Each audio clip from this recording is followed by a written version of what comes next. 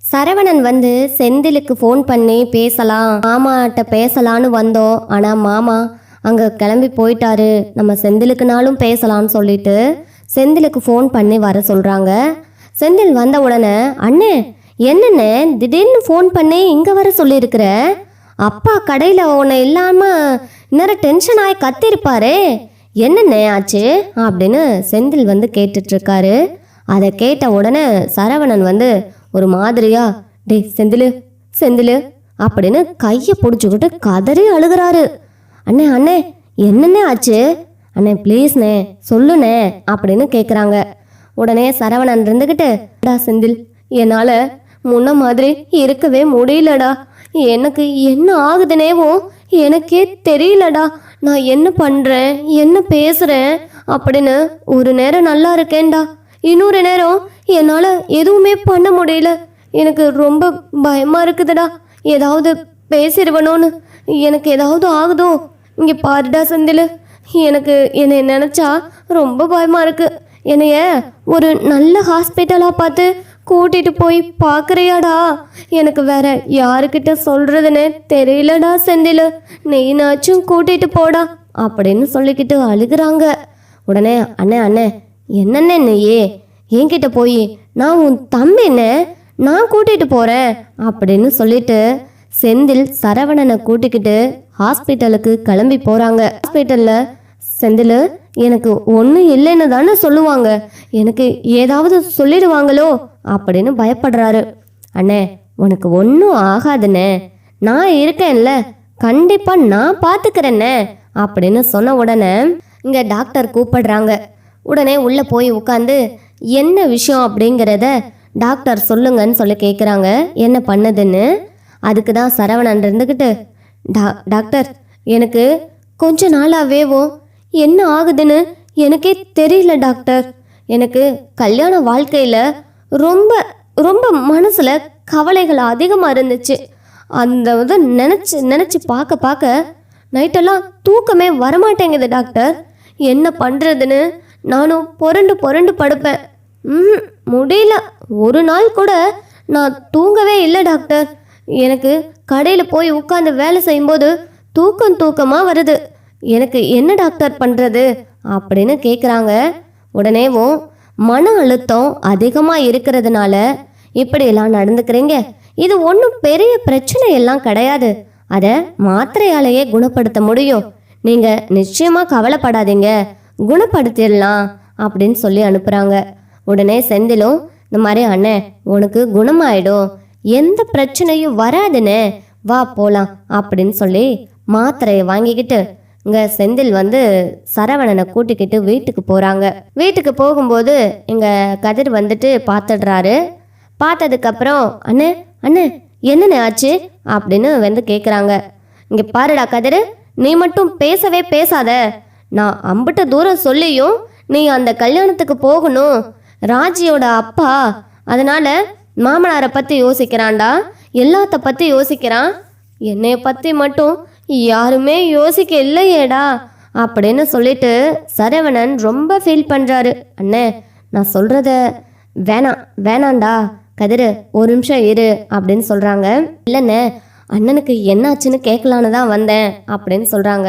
எனக்கு தான் என்ன ஆனாலும் பரவாயில்லன்னு சொல்லிட்டே இல்லைடா, விடுறா, என்ன நான் இருந்தா என்ன செத்தா என்னடா, எனக்கு யாருமே இல்லையே அப்படின்னு சொல்லிக்கிட்டு ஃபீல் பண்ணுறாரு.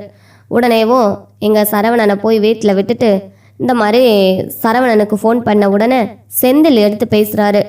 எங்கடா அவனை காணோம், ஃபோனை எடுத்து நீ பேசிக்கிட்டு இருக்கிற அப்படின்னு செந்தில்கிட்ட சொன்ன உடனே, அப்பா அண்ணனை ஹாஸ்பிட்டலுக்கு கூட்டிகிட்டு போனேன்ப்பா அப்படின்னு செந்தில் சொன்ன உடனே, என்னடா ஆச்சு, சரவணனுக்கு என்ன ஆச்சு அப்படின்னு பதறி போய் இங்கே பாண்டியன் கேட்குறாரு.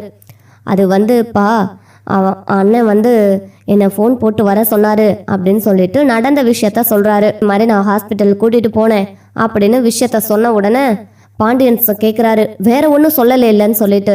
இல்லைங்கப்பா வேற ஒன்றும் சொல்லலை அப்படின்னு சொல்லி பேசுகிறாங்க. உடனேவும் அந்த விஷயத்த கதிர்கிட்டையும் சொல்கிறாங்க.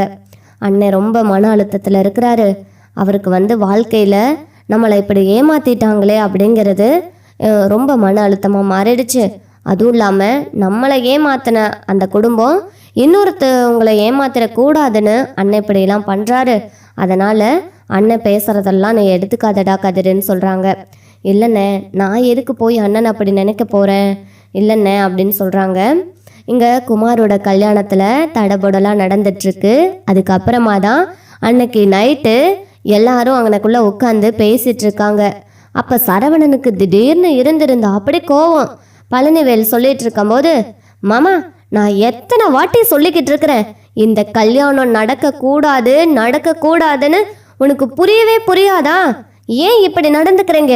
அந்த குடும்பத்தில் இருக்கவங்க எல்லாரும் மோசமானவங்க அப்படின்னு சொல்லிட்டு கத்துறாரு. உடனே பாண்டியன் வந்து இழுத்துக்கிட்டு, சரவணா நீ வாடா இந்த பக்கம், ஏண்டா இப்படி எல்லாம் பண்ற, வாடா சரவணான்னு சொல்லிட்டு பிடிச்சி இழுத்துக்கிட்டு வீட்டுக்குள்ள வராங்க. வந்த உடனே, அப்பா பாருங்கப்பா, என்ன ஏமாத்தின மாதிரி, நம்ம குடும்பத்தை ஏமாத்தின மாதிரி அங்க அந்த குடும்பத்தையும் ஏமாத்த பார்க்குறாங்கப்பா, என்னால் முடியலப்பா அப்படின்னு சரவணன் சொல்றாரு. உடனே பாண்டியன் பக்கத்தில் உட்கார வச்சு, உனக்கு எந்த பிரச்சனையும் வராது, நான் பார்த்துக்கிறேன்டா, நீ படுத்து தூங்கு, உன் மன அழுத்தத்தை குறைச்சாலேவும் நீ கண்டிப்பாக குணமாயிடுவ அப்படின்னு சொல்லி தூங்க சொல்கிறாங்க. மாத்திரையை போட்டுக்கிட்டு தன்னோட அப்பாவுக்கு தெரியாமல் சரவணனும் தூங்கிடுறாரு.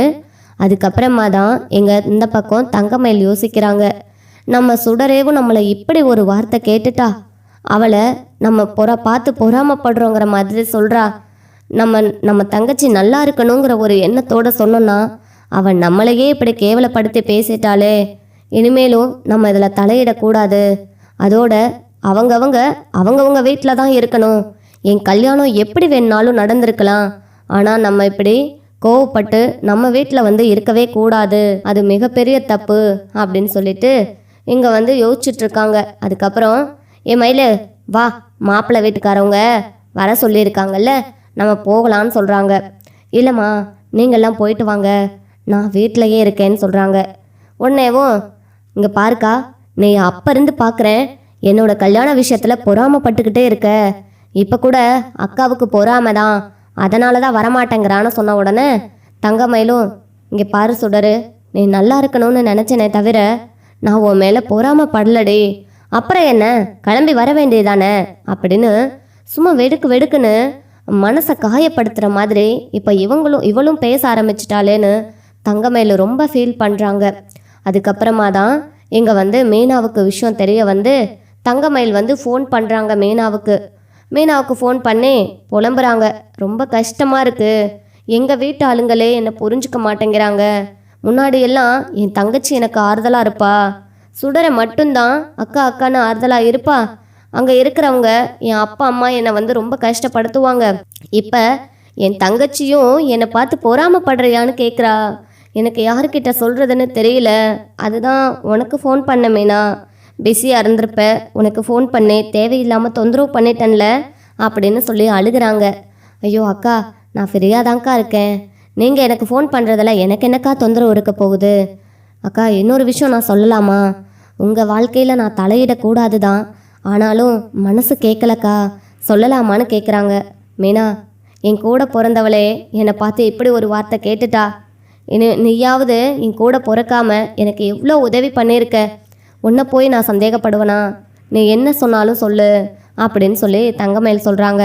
உடனே அக்கா பாவம்க்கா, சரவண மாமா ரொம்ப கஷ்டப்படுறாரு, மாமாவும் நீங்களும் சேர்ந்துருந்தா எவ்வளோ நல்லா இருக்கும், மாமா இப்போது ரொம்ப ஒரு மாதிரியாக இருக்காருக்கா, உங்கள் வீட்டு ஆளுங்களை நம்பி நீ இருக்க வேண்டாம், நீங்கள் வந்து மாமா கிட்ட மன்னிப்பு கேட்டு மாமா காலடியிலேயே இருந்தால் கூட குழந்தை பிறந்த உடனே குழந்தை முகத்தை பார்த்துனாலும் அவர் தெரிஞ்சிடுவார், அவருக்கு அதெல்லாம் மறந்து போயிடும், ஆனால் நீங்கள் இப்படி தள்ளி 2 பேரும் விட்டு விலகி இருக்கிறது ரொம்ப கஷ்டமாக இருக்கும்க்கா, நீங்களும் இவ்வளோ கஷ்டத்தை அனுபவிக்கிறீங்க, மாமாவும் ரொம்ப கஷ்டத்தை அனுபவிக்கிறாரு, 2 பேரும் தனியாக இருந்துக்கிட்டு இதெல்லாம் தேவையாக்கா, அதான் சொல்கிறேன், நீங்களும் புரிஞ்சுக்கோங்கக்கா, மாமாவை புரிஞ்சுக்கிட்டு வாழ்கிறதுக்கு இப்போ வழியை பாருங்கக்கா, எனக்கு தெரிஞ்சதை நான் சொல்லிட்டேன், மாமா கிட்ட பேசுங்க, மாமாவுக்கு இப்படி மாத்திரையிலேயே குணப்படுத்திடலான்னு சொல்லியிருக்காங்கன்னு சொன்ன உடனே சரின்னு சொல்லிட்டு தங்கமயில் யோசிக்கிறாங்க.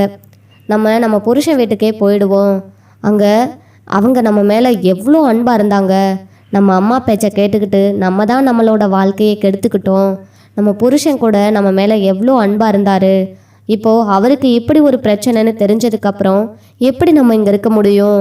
இந்த பிரச்சனைக்கே காரணம் நான் தானே, அதுக்கு முற்றுப்புள்ளி வைக்கிறதும் என்னோட கடமை தானே அப்படின்னு சொல்லிட்டு இங்கே வீட்டில் இருக்க யார்கிட்டையுமேவும் தங்கமயில் சொல்லாமல் பேக்கை எடுத்துக்கிட்டு கிளம்புறாங்க. அப்போ தான் ஏய் எங்கடி போகிற பேக்கை தூக்கிக்கிட்டு அப்படின்னு மயிலோட அம்மா கேட்குறாங்க. சுடரும் அது ஒன்றும் இல்லைம்மா, அக்காவுக்கு என்னோட கல்யாணத்தில் விருப்பம் இல்லை, அதனால தான் அப்படின்னு சொல்கிறாங்க. போதும் சுடரு, இதுக்கு மேலே ஒரு வார்த்தை கூட நீ பேசக்கூடாது. உன் மேலே எவ்வளோ நான் பாசம் வச்சுருந்தேன். உன் வாழ்க்கை நல்லா இருக்கணுங்கிறதுக்காக தானடி நான் இவ்வளோ தூரம் கத்தி பேசிகிட்டு இருக்கேன். அதனால தான் இப்போ நான் ஒரு முடிவு எடுத்திருக்கேன். நீங்கள்லாம் எனக்கு தேவையில்லை. அதுக்கு நான் என் புருஷன் வீட்டிலையே இருந்துட்டு போயிடுவேன். அந்த மனுஷனுக்கு ஏதோ ஒரு பிரச்சனைன்னு சொல்கிறாங்க. அந்த பிரச்சனைக்கு காரணமேவும் நம்ம வீட்டு ஆளுங்க தான். அப்போது நான் தானே அவருக்கு பின்னாடி நிற்கணும். என் குழந்தையும் அவங்க வீட்டில் இருந்தால் தான் நல்லபடியாக வளரும். அதனால் நான் என் புருஷன் வீட்டுக்கே போகிறேன். என்ன ஆனாலும் பரவாயில்ல. ஆனால் நீங்கள் ரொம்ப சந்தோஷப்படுவீங்கல்ல. என் வீட்டுக்கெல்லாம் நீங்கள் வர வேண்டாம். நீங்கள் சுடர் வீட்டுக்கே போங்க. இனிமே நீங்கள் யாரோ நான் யாரோ, சொல்லப்போனால் நீங்கள் என் அப்பா அம்மா இல்லைன்னு நான் நினச்சிக்கிறேன். நானும் உங்கள் புள்ள இல்லைன்னு நீங்கள் நினச்சிக்கோங்க. நான் கிளம்புறேன் அப்படின்னு சொல்லிட்டு அங்கேருந்து தங்கமயில் கிளம்பி போகிறாங்க. அங்கே சரவணன் தங்கமயிலை பார்த்த உடனே கோவப்படுறாரு, கத்துறாரு, கதறாரு. உடனே தங்கமயில் காலில் விழுந்து என்னை மன்னிச்சிடுங்க. என் அப்பா அம்மா பேச்சை கேட்டு நான் புத்தி கெட்டு போய் இப்படியெல்லாம் பண்ணிட்டேன். அதனால் என்னை மன்னிச்சிடுங்க. நான் இனிமே இங்கே தான் இருக்க போகிறேன். உங்களுக்கு இப்படி ஒரு பிரச்சனைன்னு தெரிஞ்சதுக்கப்புறம் நான் அங்கே இருக்க மாட்டேன். நான் உங்கள் கூடயே சேர்ந்து வாழலான்னு முடிவு பண்ணி தான் வந்திருக்கேன். நீங்கள் என்னை அடித்தாலும் சரி, என்ன பண்ணாலும் சரி, நான் இங்கேருந்து போக மாட்டேன் அப்படின்னு சொல்லிக்கிட்டு வீட்டுக்குள்ளே போய் உட்காந்துக்கிட்டாங்க.